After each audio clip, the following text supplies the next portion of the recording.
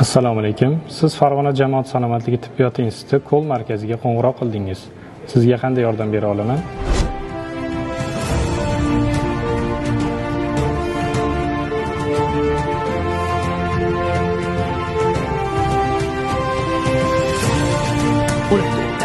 Institutimiz qo'l markazi va maslahat markazi haftaning dushanbasidan shanba kuniga qadar kuniga 9 soat davomida faoliyat olib boryapti.